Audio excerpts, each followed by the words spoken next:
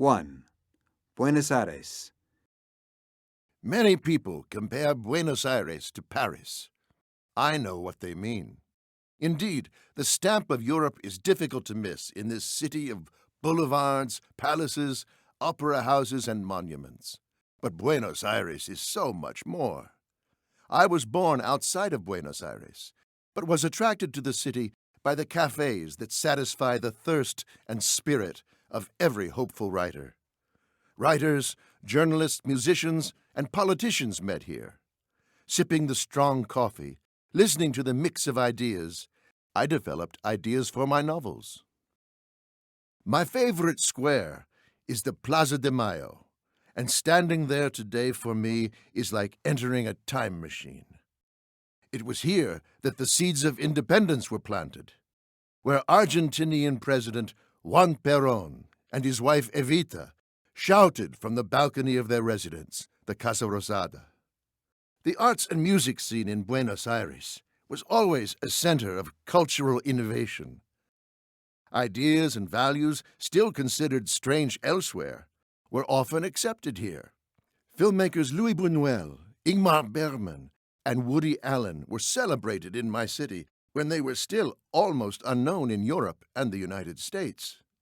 The writer Jorge Luis Borges used the lively neighborhood where I live as a setting for many of his stories. The most celebrated singers and conductors not only came to Buenos Aires, but also toured dozens of opera houses throughout the country. And the dance, the tango, born in the streets of our neighborhood, soon captured the world. There are some people who feel embarrassed by the European aspects of Buenos Aires and believe we should be more Latin American. But Europe's influence was never a limitation for the city, more a launching pad. European and Latin American characters live together, creating uniqueness. Those of us who live here, and even visitors who allow the city to reveal itself to them, know Buenos Aires to be like no other. 2. Beijing. The city of Beijing, busy and huge, home to some 15 million people, was originally designed along the simple lines of a body. According to traditional Chinese stories, the god Nia tamed the rivers of the country, and the layout of the city's buildings reflected his physical form. The Gate of Heavenly Peace, Tiananmen, was his brain, and the Zhengyang Gate was his head. Today, Beijing's largest map publisher has to update their Beijing diagrams every 3 months to try to keep up with changes. Sometimes they even try to draw tomorrow. On the wall of their office hangs an enormous map of Beijing, future tense. There are new streets, new buildings, new bus lines. The only thing that isn't new is the feeling of change, because for the past century, Beijing has been a city which has been constantly changing. The people, though, will always tell you what they think. In modern times, that's become the heart of Beijing. The city's construction is changing quickly, but the local character can still be drawn in clear, precise lines. The typical Beijinger is direct, practical, and has opinions. He knows politics and culture better than business. The Beijinger usually expresses his opinions through humor rather than anger. Mostly, he remembers. He remembers the clear blue skies of the pre-pollution capital. This is Beijing pride. There is no other part of the country where memories are so long. 3. Dubai.